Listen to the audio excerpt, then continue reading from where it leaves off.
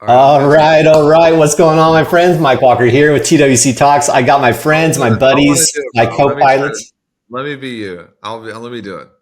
Okay, okay, All go. right, my friend. All right, my friends. Welcome back to a TWC Talks with Mike Walker and Taylor Welch. Yep, and Taylor Welch here, and our friend Jake. Hey, say one thing about us, but we have so much fun. And if you're not having fun, you should join us because you're not going to beat us. We're talking about, man, I'm going to give you the honors. What are we talking about, Mike? Dude, Maybe we're we talking should. about something. Yeah. We worked long and hard on this one. Audience control, how to engage and retain attention. No better person to have with us than Mr. Jake. Jake, what's up, my friend? Glad to have you here. Yeah, man. Thank you guys so much for having me. I'm pumped to be here and chat with y'all. Hey, who So are I know you? you. Tell us Yeah, who you yeah. are. Well, first a friend of Taylor's, I'm just kidding. So I'm one of the partners of Fimi Collective. We do, obviously, Taylor, you've probably heard of that brand once or twice. I think we've worked together a few times on that. But Taylor and I are partners on Fimi, which runs a branch of different types of content for people. We do podcasts, we do YouTube, we do short form. And basically, we're just growing and growing all the time, figuring out how do we get content to work between YouTube and podcasts and short form, all the different facets as social media is changing so quickly. There's algorithmic changes, there's editing changes, there's attention span things that are changing and the way that basic things work. So we're kind of like a all in-house agency that allows people to work with us in a sense that we're able to help with the strategy from a human psychology standpoint, as well as actually do the tactical stuff and the boring stuff for them, the scheduling, all the data, all the dirty work that entrepreneurs don't like to do. They don't want to have to figure out how to master audio and make sure it sounds good, because if your audio is not good, no one's going to watch. So we kind of do all the dirty work, and we also help the individual as a person learn to understand their audience and communicate better over the long term. Love it. Love it. Well, I've always been a big advocate of the concept that, you can have the best product or service in the world, but if no one knows about it, it doesn't matter, right? And so to engage and then most importantly retain that attention. I want to underscore that word, retain attention. Yeah, you might be able to like grab someone's eye for a second, but to keep it and to earn it for them to keep coming back is a whole nother deal. And I know Taylor's passionate about that, and I know Jake, you're the kind of the guy that blends both the science and art to make that happen. So, I all day long I speak with our clients over here at MDC and TWC and Memo and Arena and everybody else that comes through our ecosystem of products and programs and courses and community, and I know that everybody understands the value that creating content can have, but it just seems like a really overwhelming task. Taylor, unless you're Taylor's like a machine when it comes to content. But I'll let you guys jam on like that whole thing. Like, how do you produce the volume of content? How do you decide what that volume should look like? All those things people want to know. Jake, you first. I would say for people, I mean, it really starts with the time that you actually allot for content. I feel like one of the number one things for entrepreneurs is they kind of feel like content is a waste of time. Exactly, for like Mike, you said it perfectly. People will do one piece and maybe it does well, or maybe they've never gotten a piece to do well, and so they just kind of give up and they think the only solution for content in general is just paid ads. And what I think is actually the opposite. We've had plenty of times where we got one piece of content to absolutely explode, and it was epic and it was awesome, and then they stopped posting, like nothing. And they were like, well, I didn't get any clients from one post. And I'm like, dude, you don't have any authority. No one respects you. No one thinks that you're consistent in the market. So why would anyone trust you or want to buy a product from you? So for a lot of entrepreneurs, it really starts in the mind of, why do you create content in the first place? What's the reason behind it? Because you kind of have to convince yourself to talk to a camera like almost like a psychopath and do it. And then spend time, like actually have time allotted to work on content. And then as that momentum grows for people, it becomes more and more fun. You start to get more strategical the more that you analyze, and then your content just becomes this moat for you. So really, I believe it just comes down to, can you be consistent with your content over a long enough period of time and know the result that you're trying to get? But Taylor, I think you'd be probably best to, in terms of, I mean, you've created so much content. Like, I don't think I've ever met somebody who can create as much content as someone like you. You're like one of the people out there that just creates an insane amount of content. So I'd love to hear how your brain works when it comes to how you create content.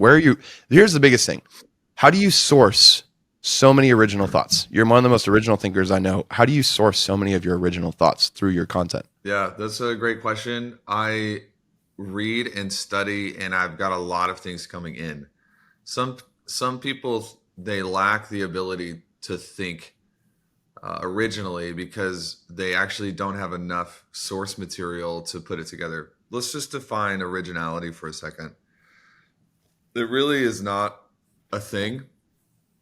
There's no such thing as true originality unless you are inventing something that has never been invented before. Most intellectual property is actually combinations of other pieces of intellectual property uniquely fit together through experiences and et cetera. So like when you sit down and you study, the last week I woke up early one morning and I started reading through Berkshire Hathaway's annual stockholder letters.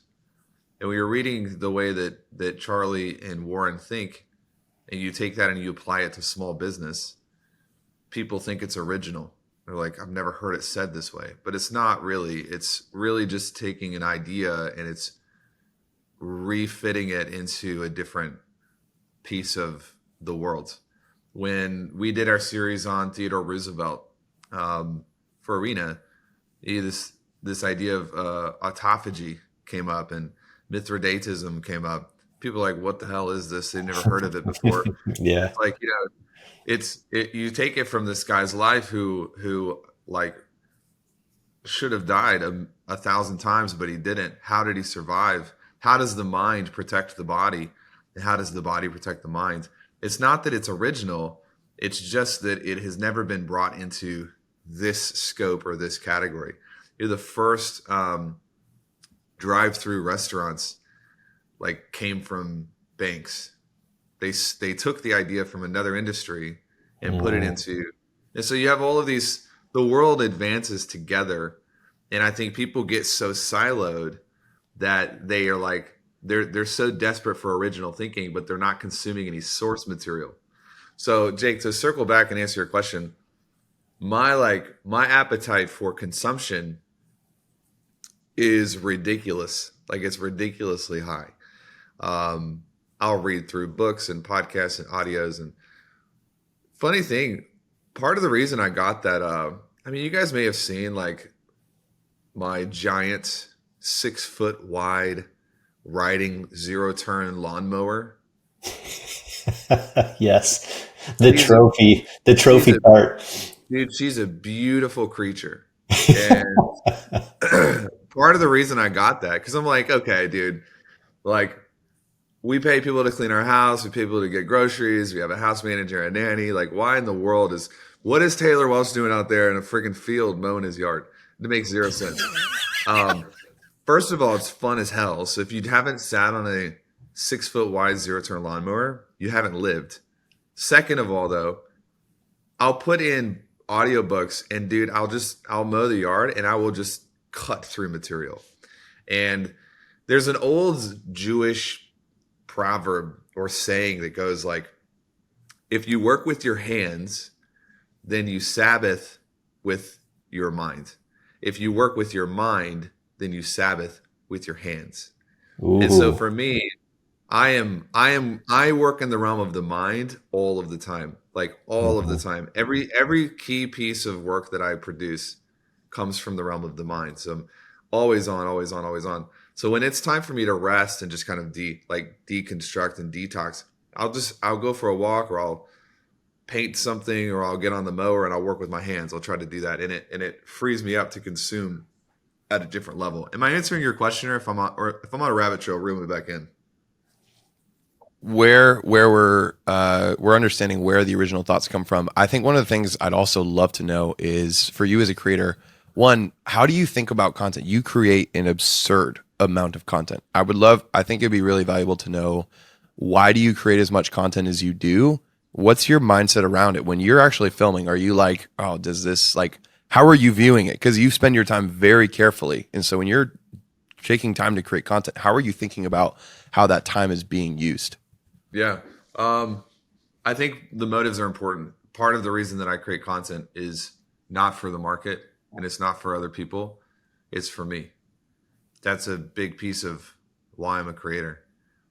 And I love the folks who are like exclusively missional and like they only care about other people. The problem with those folks is they're liars and you can't trust them because all humans have this self-preservation, self-fulfilling script that will run at all times. And so what I try to teach people is the production of content is partly for your market and for your people, but it's partially for you.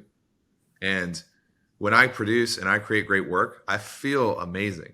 Like I feel really good about it. And when I don't produce great content or when I don't produce a high volume of content, I don't feel as good. So it's the classic, it's the classic chase for pleasure that we can use that and we can rig that to our advantage. But when I'm driving, Jake, like when I'm driving, I record Daily Mind Medicine. When I'm taking a pre-workout and sitting in the car ready to go in, I'm writing about ideas and concepts. Everything that I think about, I think can be turned into content. This morning, I woke up a little bit late and I hopped into the cold plunge because I'm a freaking titan. I'm a beast. And it was the worst experience of my entire life because I'm exhausted and I got in and I get out and I begin to write and I could turn that experience into a lesson because it's not when things feel easy that it's important that you do them. It's when things feel hard that it's most important when you do them. All right. So there's just a random example. We're sitting at home and Jake, you asked me, why are you at home? Why are you not in the studio? Well, sometimes the most creative thing that you can do is to reconfigure your environment. Go the slow way to work because there are more trees on the way to work. Go to a different gym. Try a different lunch spot. Creativity is sparked through exposure. And when you have little or no exposure to new things, you have little to no creativity. Well, there's another piece of content that I just took from a random thing. We could do this for days. You're like, this is what happened. Tell a story. And boom, we'll turn it into a piece of content. I've trained my brain to be able to do this. So whether I'm sitting in traffic, whether I'm at the gym, whether I'm at a conference or an event or having coffee by myself, there is always something to teach through the story of your simple existence on earth. But most people don't develop the muscle. And so they sit in front of a camera like, I've got to make this perfect. Yo, forget perfect. In fact, quality is actually secondary. It's not primary. How can you produce good quality if you have a quantity of zero? Yep. Imagine like Harrison's my 8-month-old, and I'm like, do not take a step unless it is a quality step. We have never taken a step. The only way he learns how to take a step is that dude falls over. Like that's the only way. So I think we have to redefine it as process. You're just in process. So like if I produce 10 pieces of content and 5 of them are good and 5 of them are bad, well, that's an awful hit rate. But I produce 5 great pieces of content. If I produce no pieces of content, then I have a 100% failure rate, a 0% quality rate. So I think people are too focused on quality at the moment. Man, go out and produce. Like we just did this with our socials not too long ago, Jake. It's like, let's produce 100 pieces of content and only use 10 of them. Top 10%. Let's only put out the top 10%. But the key is getting me engaged so that I'm producing so much content that we have enough to pick from that's quality. People got to start there. Which is a huge key because if for a lot of people they're creating like the minimum amount of content. There's so many offers out there right now, especially they're like, create all your content in 1 hour per month. And I'm like, bro, all your content has like 100 views on it because you haven't created enough to where your communication, your messaging is really dialed in. And Taylor, that's one of the things that you're really good at is your messaging is super dialed in across the board. And so when you're speaking, it naturally comes through. But even you, as somebody who edits most of your content, like there's still plenty of content that shouldn't be getting through because it's not the top 10%. And you only get that top 10% with having a lot of quantity, which leads to quality. Yeah, totally. Well, I know it can be an intimidating thing for some people. Like, oh, I'm scared of the camera. You get people that are just intimidated or don't feel confident speaking in front of the camera and that. So what are your guys' thoughts on people that are, to your point, Taylor, like you got to fall over multiple times? Is it just suck it up, get good at it? Or is it focus on a different medium? What would your guys' suggestions be to people that maybe aren't as confident in front of a camera as they would be maybe on a different type of platform? Is video all imperative nowadays, to put it succinctly? I'll say this first because I know what Jake's going to say. I think whatever you're most comfortable with is going to be the one that kicks first. You can tell when somebody's on video and they don't feel comfortable. Like Fimi does a lot of training and consulting for people. Like when people come in, sometimes they really, really suck, like really bad. And I've been in those conversations where the crew's kind of like, hey, you're amazing. But we can't post this. Yeah. It's like we can't post this. And so they have consulting and coaching for people to do that. But I am a writer. And so if you look primarily at my favorite platforms, they're writing platforms. We use Instagram, but I'm gonna be really honest. I hate Instagram. Like it stresses me out. I like to write. So you look at Facebook, Twitter, those places pop, the email list, the articles. Some people are very good on video and they're also very good writers. I feel like I'm getting better on video, but I don't feel that I'm exceptional on video. And Jake might disagree with that, but that's just my personal belief. And so that belief can bleed through. I've got to have a lot more practice. Jake, what would your answer to that question be?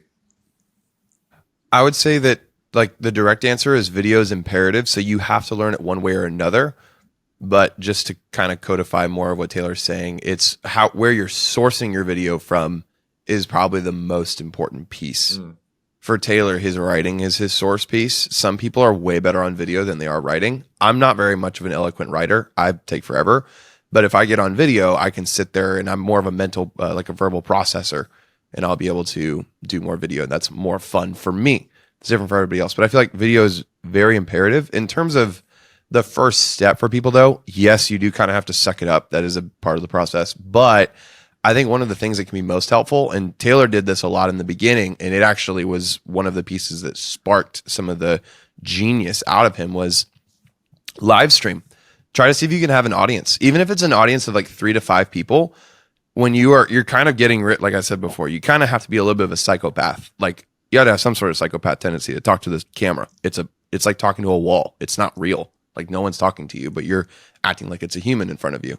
So you got to be a little crazy, but it helps if you have a live stream there. Or here's a crazy idea. Right now we're using this thing called Riverside to record we're not sponsored, but like we're using Riverside to record this podcast.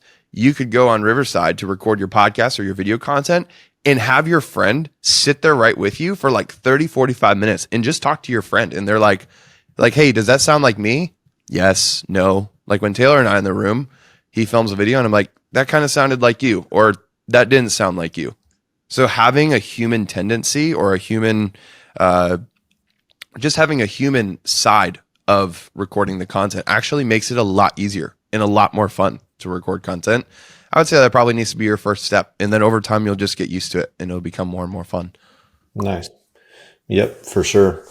So let's zero in on the keyword attention, right? Like you said at the top of the show, Jake, people's attention spans are changing, it seems, and obviously getting less and less. And we're constantly fighting for attention. It's like the modern version of gold or oil nowadays is, engaging and then keeping that attention. So how do we capture people's attention when everybody's feeds are flooded with content? In our space in particular, I feel like everybody's content starts to look the same. They're using the same type of, imagery and strategies. So how do we stand out amongst the noise?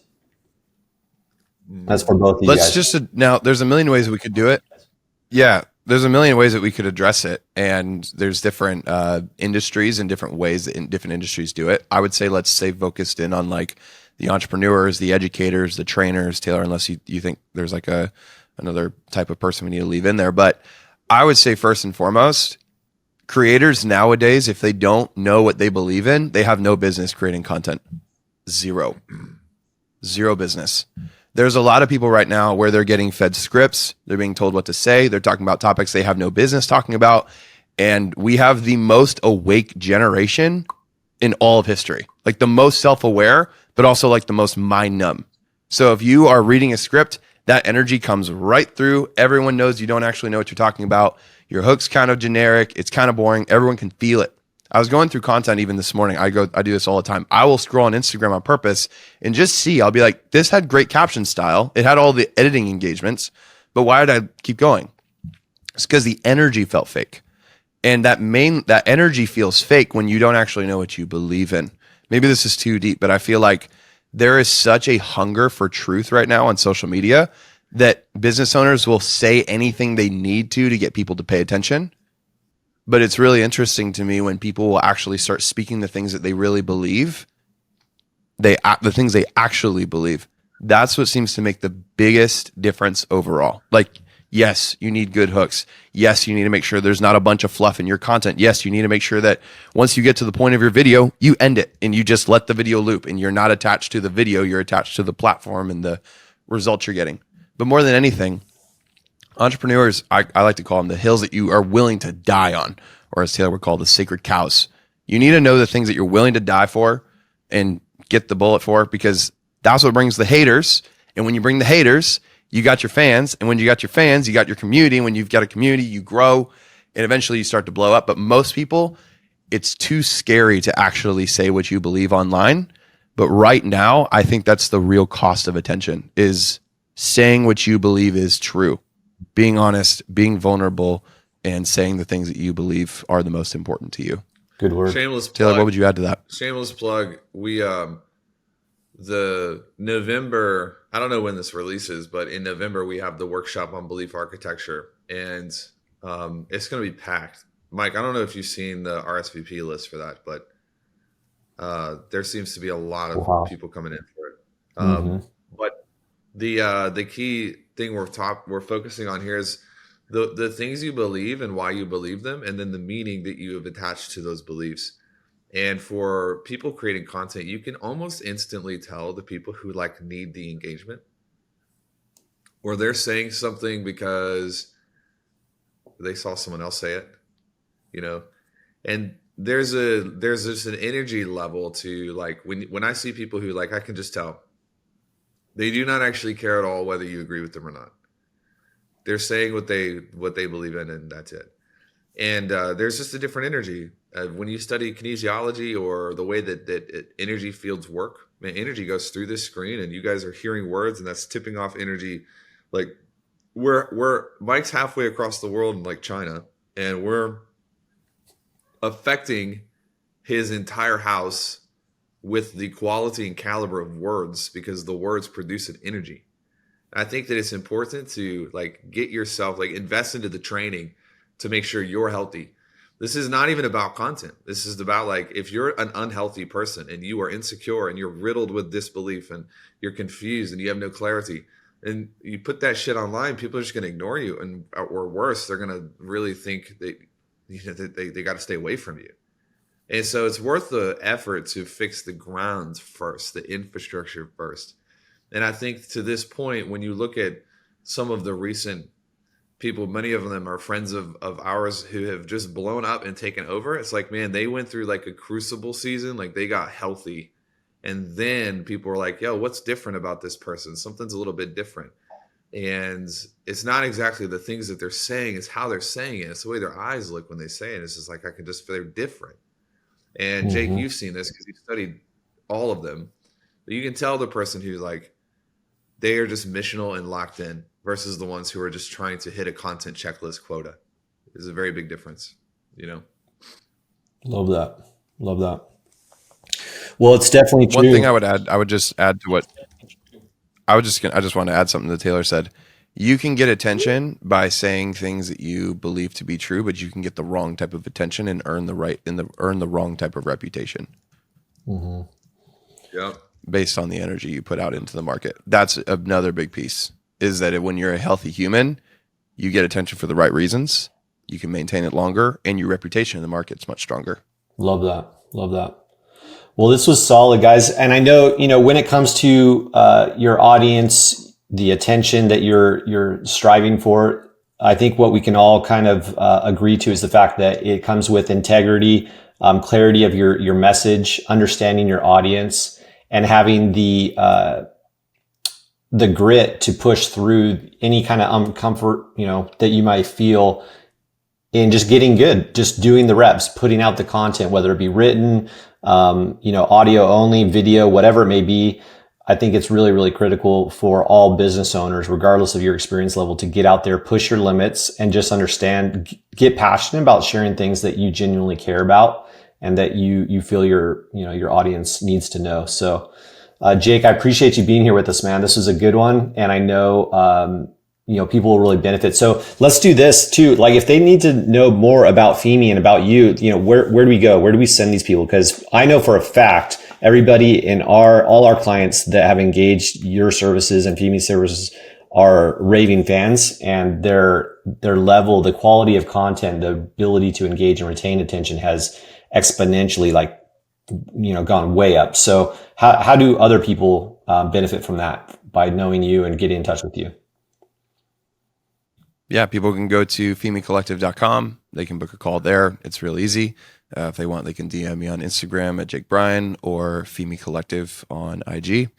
Whatever works for you. Awesome. We'll put the links below here, guys, so you can tap into that. And Jake, thanks so much, buddy. Appreciate your wisdom, your insights, and your skills behind the camera and on the buttons and everything else you do over there in the editing side, the Fimi team and everything. Appreciate you, man. Look forward to catching up here later in the week.